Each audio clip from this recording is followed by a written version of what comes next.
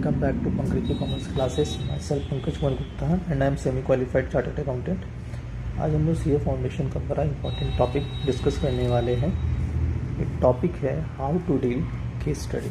बहुत सारे बच्चे को केस स्टडी डील करने में बहुत कन्फ्यूजन होता है, उनको शायद समझ में नहीं आता है कि सीए फाउंडेशन में केस स्टडी कैसे डील करें। आपको यूट्यूब में बहुत सारे वीडियोज़ दिख जाएंगे कि केस स्टडी को कैसे डील करते हैं, क्योंकि मैं इस सीए फील्ड से बिलोंग करता हूँ और मैं केस स्टडी को डील करने में मुझे भी पहले प्रॉब्लम होती थी, बट आज मैं आपको इतनी अच्छी से केस स्टडी बताऊँगा कि कैसे डील किया जाता है। आपको आज के बाद कभी भी कन्फ्यूजन नहीं होगा कि केस स्टडी कैसे डील करते हैं। मेरे एक्सपीरियंस से मैं आपको केस स्टडी बता रहा हूँ कि सीए फाउंडेशन में आईसीआई कैसे केस स्टडी डील करना चाहता है। सीए फाउंडेशन, इंटरमीडिएट और सीए फाइनल और डिफरेंट तरीके से आपको केस स्टडी को डील करना पड़ता है, लेकिन सीए फाउंडेशन अलग से दिखेगा।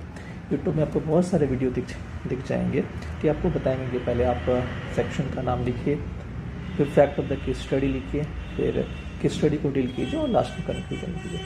मैं पर्सनली सीए फाउंडेशन में इस चीज़ को रिकमेंड नहीं करता हूँ।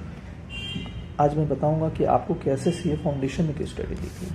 देखिए, टोटल आपको 4 स्टेप्स दिख रहे होंगे।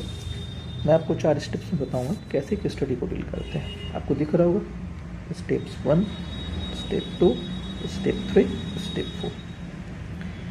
4। पास्ट पेपर जो आपको अटेम्प्ट जो हुआ था जून 2023, उसमें मैं आपको बताऊंगा कि कैसे आखिर ऐसे ही आपसे चाहते हैं कि केस स्टडी आप डील करें, और बिल्कुल मैं वैसे ही केस स्टडी आपको समझाने वाला इस वीडियो में। चलिए स्टार्ट करते हैं how to deal case study. Steps 1 में जब भी आपको केस स्टडी दिखे, सबसे पहले आपको इस तरीके से डील करना है।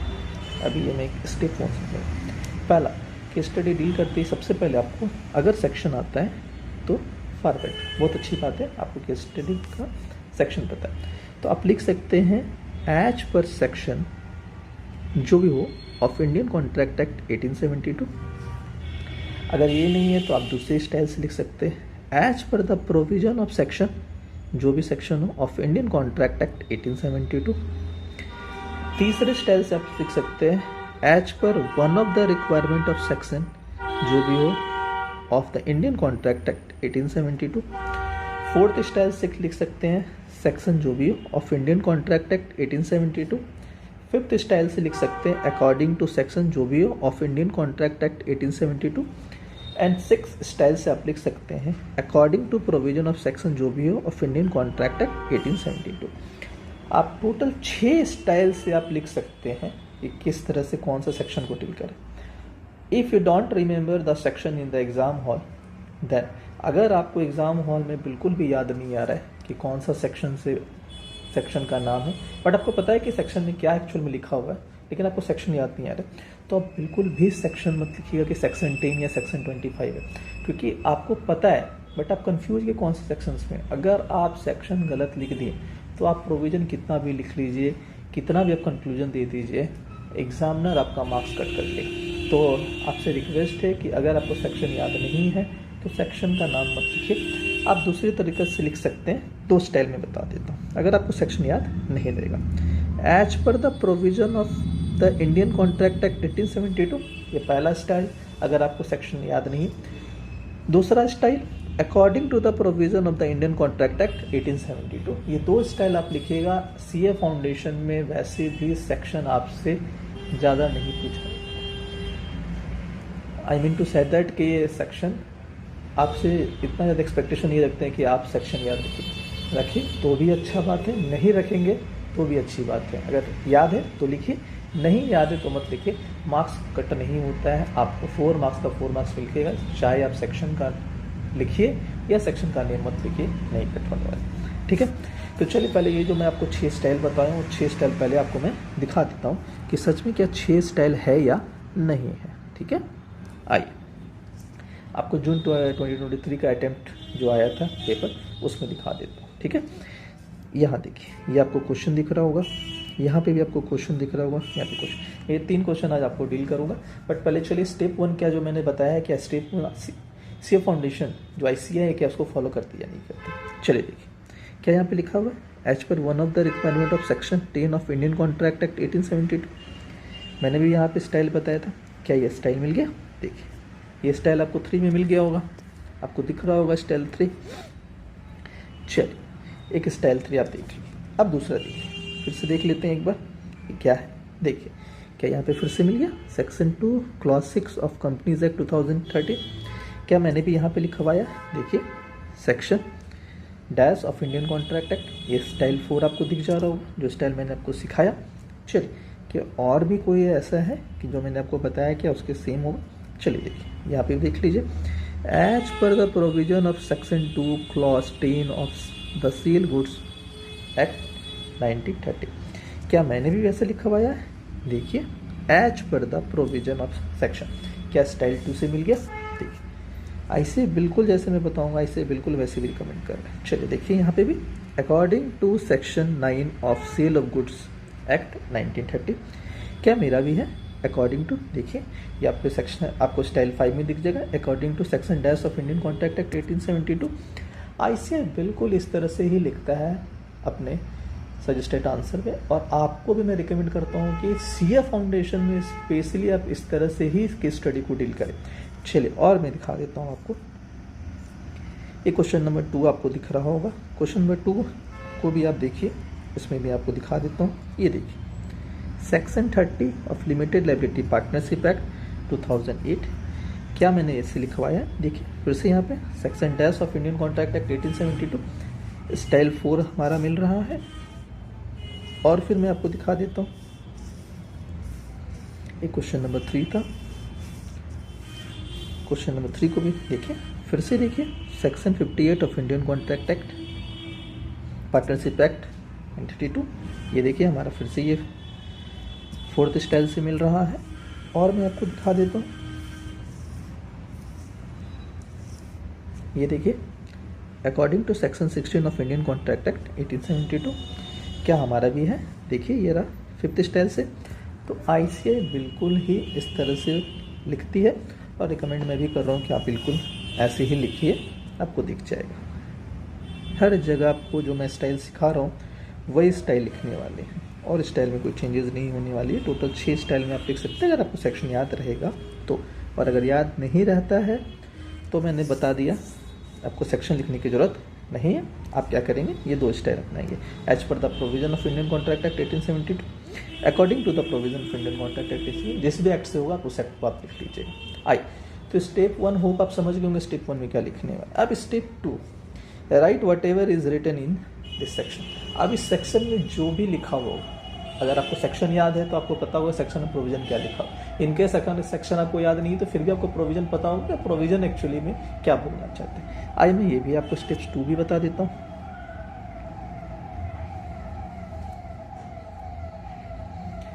चलिए देखिए, आज हम लोग एक A नंबर क्वेश्चन देख रहे हैं जो आपको जून 2013 में पूछा गया था। Radha invited her 10 close friends to celebrate her 25th birthday party on 1st January 2023 at 7:30 PM at a well-known hi-fi restaurant at Tonk Road, Jaipur.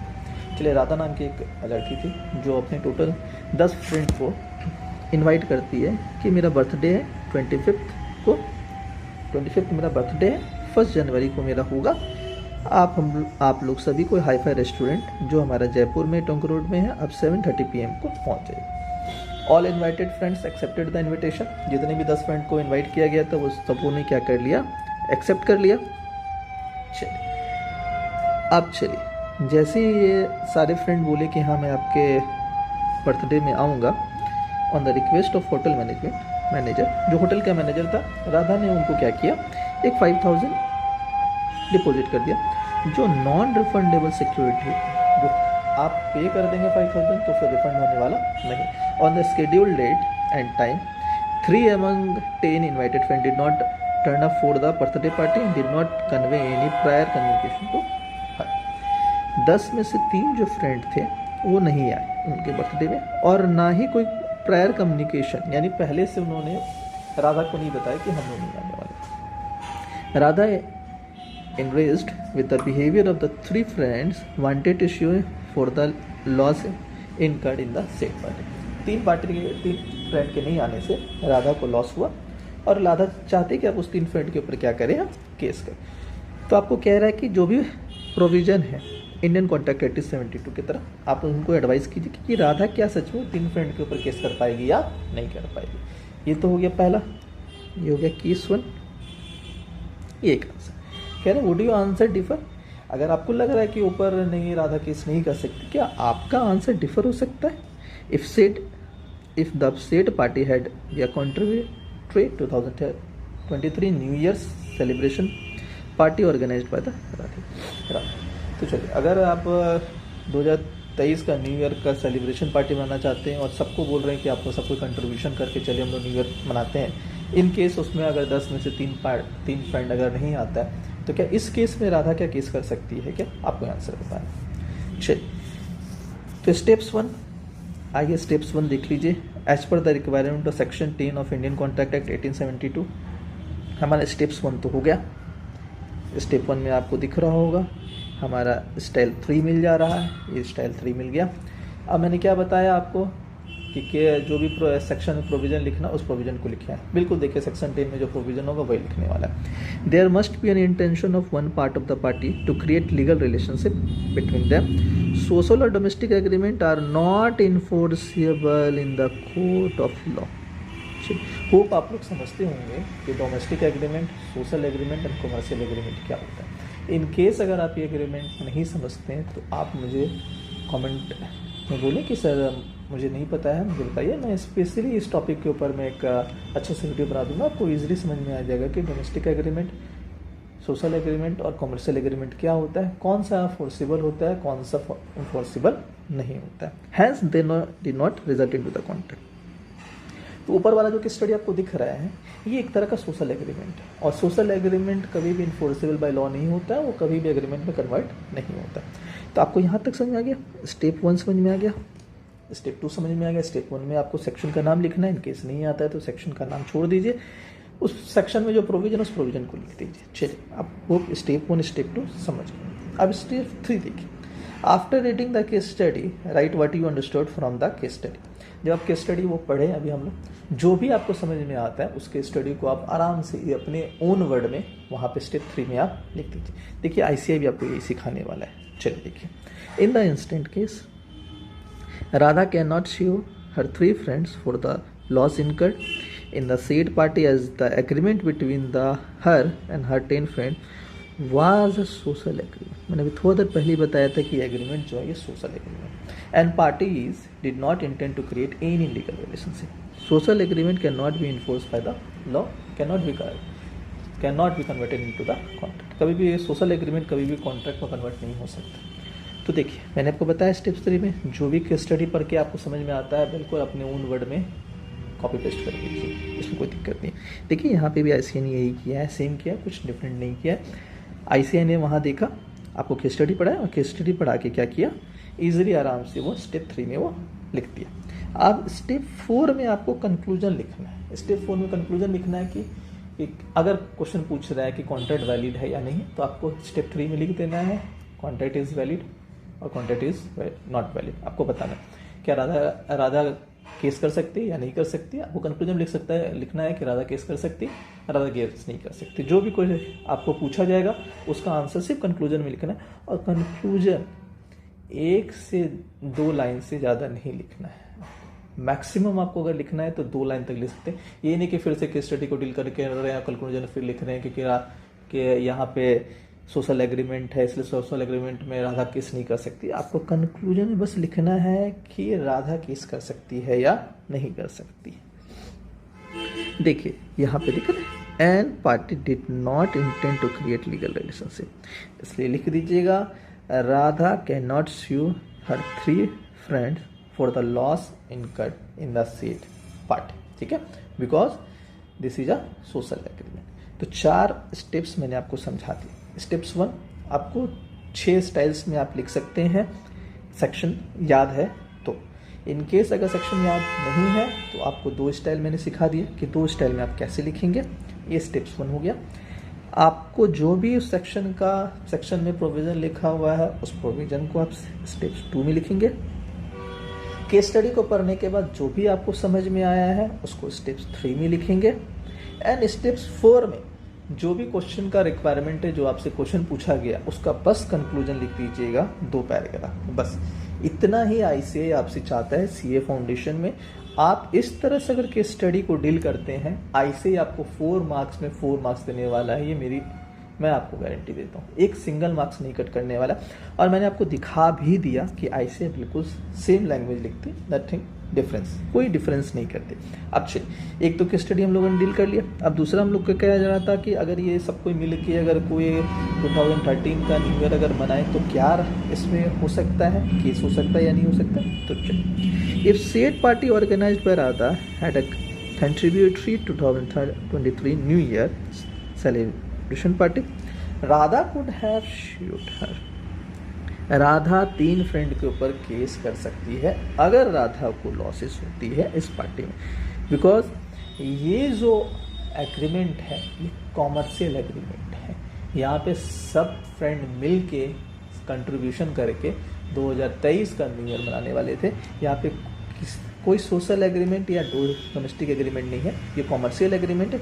इसलिए अगर राधा को कुछ भी लॉसेस होता है 3 फ्रेंड्स के कारण तो आराम से केस कर सकती है। देखिए, क्योंकि यहाँ पे ये जो एग्रीमेंट इन लोगों के बीच में हुआ है और यहाँ पे लीगली बाउंड भी। On this basis of Radha deposited the advance amount and party here intended to create a legal relationship.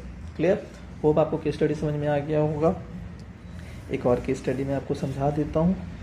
B, जो जून 2023 के अटेम्प्ट में आपसे पूछा गया था, कह रहा है कि एबीसी लिमिटेड जो है वो XYZ लिमिटेड कंपनी को equity share with voting right, जरा ध्यान दीजिएगा, ये कंपनीज एक्ट का क्वेश्चन है, 2013 कंपनी 2013 का क्वेश्चन है। एबीसी लिमिटेड कंपनी है, यहाँ पे हम लोग एक कर लेते हैं एबीसी XYZ, इन्होंने इक्विटी शेयर दिया है विथ वोटिंग राइट। कितना दिया है जरा हम लोग देख लेते हैं। ये 15 करोड़ रुपीज़, 15 करोड़। चलिए, और इन्होंने कन्वर्टेबल प्रेफरेंस शेयर भी दिया है 10 crore, plus convertible preference share ₹10 crore.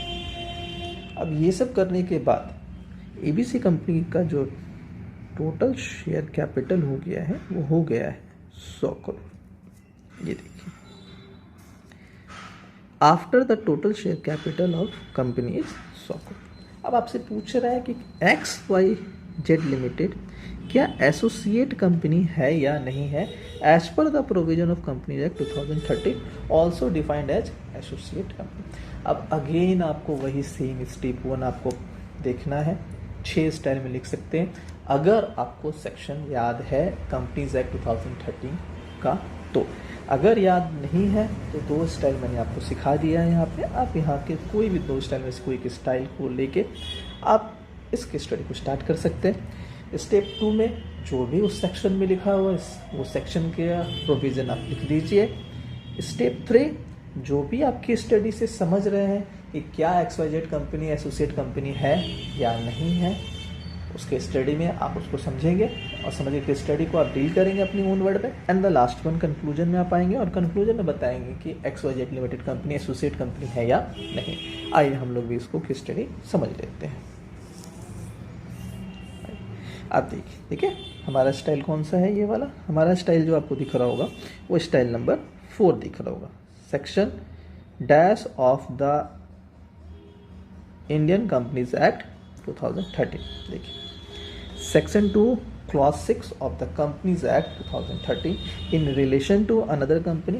एक मिनट, होप आप लोग समझते होंगे कि होल्डिंग कंपनी, सब्सिडरी कंपनी और एसोसिएट कंपनी क्या होती है।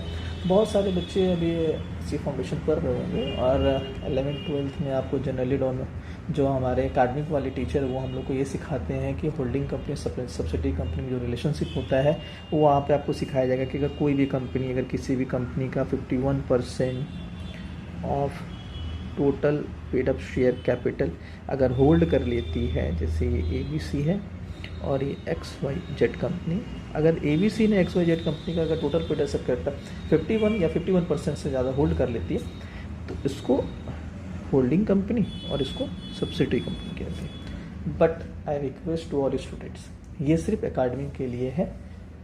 CA फाउंडेशन में, प्रोफेशनल में ऐसा कुछ नहीं होता है। यहाँ पे आपको ये सिखाया जाएगा कि होल्डिंग कंपनी, सब्सिडरी कंपनी तब होता है अगर कोई भी कंपनी, किसी भी कंपनी का 1/2 ऑफ टोटल वोटिंग पावर, यहाँ पे वोटिंग पावर का बात किया जा रहा है, अगर कोई भी टोटल वोटिंग पावर का 1/2 या 1/2 से ज़्यादा अगर होल्ड कर लेता है तो जो भी होल्ड करता है उसको होल्डिंग कंपनी कहते हैं और सामने वाला सब्सिडी कंपनी कहता है। रिक्वेस्ट है कि एक बार एकेडमिक का नॉलेज एकेडमिक में ही रहने दीजिएगा। यहाँ पे आपको जो प्रोफेशनल में है वो आपको टोटल वोटिंग पावर का आपको 1/2 देखना है। यहाँ पे प्रोफेशनल में 51% of total paid up share capital मत लिख के आइएगा, मैं अभी जस्ट दिखाऊंगा। वैसे एसोसिएट कंपनी में आपको बताया जाता है कि कोई भी कंपनी, किसी भी कंपनी का अगर 20% या 20% से ज़्यादा होल्ड कर लेता है, लेस देन या इक्वल टू 50% तक, तो उसे हम एसोसिएट कंपनी कहते हैं। 50% से ज़्यादा, जो 1/2 का मैं बात कर रहा हूँ जनरली, होप आप लोग जानते होंगे पहले से। तो अभी देखिए मैं आपको दिखाता हूँ कि स्टडी में कैसे ये टोटल वोटिंग पावर लिखा गया है। Total paid up share capital का 20% नहीं लिखा जाता है। आई तो यहाँ पे लिख दिया गया, स्टाइल तो पहले समझ में आ गया। अब उसके अंदर आपको किस स्टडी में आपको जो सेक्शन में लिखा हो वो आपको बताना। Means A company in which that other company has significant influence. अब सिग्निफिकेंट इन्फ्लुएंस आपको यहाँ दिख जाएगा, ये देखिए, which is not a subsidiary company. Associate company कभी भी सब्सिडरी कंपनी नहीं होती है, ये याद रखिएगा। Having such influence I include a joint venture company. Joint venture company क्या होता है अभी आपको यहाँ दिख जाएगा, ये दोनों भी। चलिए आइए, सिग्निफिकेंट इन्फ्लुएंस का मतलब होता है कि अगर कोई भी company at least 20% of total voting power, दिख रहा है, मैंने बताया था ना कि आपको total paid up share capital नहीं देखना है, आपको टोटल वोटिंग पावर देखना है। कि अगर कोई भी कंपनी, किसी भी कंपनी का टोटल वोटिंग पावर का अगर 20% होल्ड कर लेता है तो उसको हम एसोसिएट कंपनी कहते हैं। और कंट्रोल ऑफ, अगर वो कंट्रोल कर रहा है, और पार्टिसिपेशन, अगर वो पार्टिसिपेशन कर रहा है, किस में पार्टिसिपेशन कर रहा है, बिजनेस के डिसीजन में लेने में अगर वो पार्टिसिपेशन कर रहा है तो उस कंपनी, उस चीज़ को हम लोग सिग्निफिकेंट इन्फ्लुएंस कहते हैं, और वैसे कंपनी को फिर हम लोग एसोसिएट कंपनी कहते हैं। अब ज्वाइंट वेंचर समझिए। ज्वाइंट वेंचर का मतलब होता है कि ज्वाइंट एग्रीमेंट हुआ है दो कंपनी के बीच में, where the parties that have the joint control of the arrangement, जहाँ पे दोनों कंपनी, दोनों पार्टी का अरेंजमेंट, यानी जो कंपनी चल रही है उस पर दोनों का कंट्रोल होता है। Have right to net assets of the arrangement, जितने भी आपके अरेंजमेंट का नेट एसेट्स होगा उसके ऊपर राइट होगा। अब ज्वाइंट का मतलब समझ रहे, 50%, ज्वाइंट का अगर 50% से ज़्यादा अगर हो जाएगा, मानिए XYZ ये भी 50% होल्ड कर रहा है और ये भी 50% होल्ड कर रहा है, तब तो ये दोनों क्या है, एसोसिएट कंपनी। बट अगर 50.01 भी अगर हो गया तो ये होल्डिंग कंपनी कहला जाएगी, और ये तो 50% से लेस देन 50% हो जाएगा ये पे, और ये सब्सिडरी कंपनी कहला जाएगी। क्योंकि यहाँ पे टोटल वोटिंग पावर की बातें हो रही है, ध्यान रखिएगा। इसलिए ज्वाइंट वेंचर का मतलब है अप टू द 50%। अगर अप टू द 50% और 20 या 20% से ज़्यादा है तो उस चीज़ों को हम लोग एसोसिएट कंपनी कहते हैं, बिल्कुल ध्यान रखिए। चलिए, यहाँ तक तो स्टेप 2 हमारा हो गया, सेक्शन लिख लिए। सेक्शन के अंदर क्या बातें करते हैं, एसोसिएट कंपनी हो गए। अब हम जो केस स्टडी से समझेंगे उस केस स्टडी को हम लिखेंगे। In the state case, ABC limited company जो है वो कहीं ना कहीं XYZ कंपनी को वोटिंग राइट्स के साथ इक्विटी शेयर इशू करती है, जिसका दाम कितना रहता है, 15 करोड़, और कन्वर्टेबल प्रेफरेंस शेयर भी उसको इशू करती है।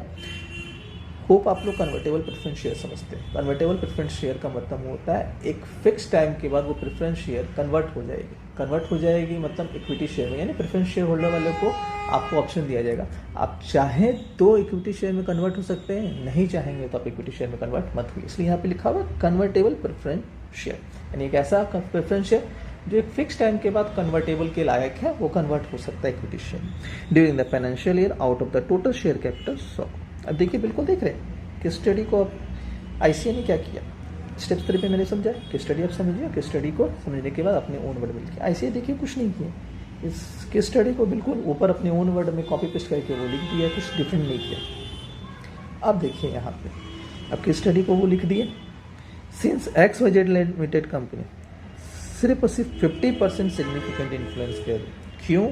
क्योंकि इक्विटी शेयर के साथ आपको वोटिंग पावर मिल रहा है, दिख रहा है, और वोटिंग पावर आपको प्रेफरेंस शेयर में दिख नहीं रहा होगा। अभी देखिएगा इंपॉर्टेंट नोट्स में कैसे ICAI ने आपको घुमा दिया और आंसर आपको बोल रहा है कि दोनों आंसर आपको लिखना है। पहले तो ये मान रहे हैं कि कन्वर्टेबल इक्विटी प्रेफरेंस शेयर जो है उनके पास वोटिंग पावर नहीं है। अब जब आप जानते हैं वैसे प्रेफरेंस शेयर होल्डर को वोटिंग पावर नहीं मिलता है, अकादमिक में भी आपको सिखाया गया और प्रोफेशनल में सिखाया जाएगा, सिर्फ और सिर्फ इक्विटी शेयर होल्डर को क्या मिलता है, आपको वोटिंग पावर्स मिलती है। तो जब आप वोटिंग पावर सिर्फ 15% है, यानी 100 करोड़ का आप 15 करोड़ रखे हो, तो यानी 15% का आपको सिग्निफिकेंट इन्फ्लुएंस, यानी सिर्फ 15% आप टोटल वोटिंग पावर को आप होल्ड करके रखें। इट मीन्स क्या XYZ कंपनी आपकी एसोसिएट कंपनी है तो 20% से कम है, it means which is less than 20%, XYZ limited company is not associate company of ABC limited, दिख रहा है, क्योंकि 20% से कम है।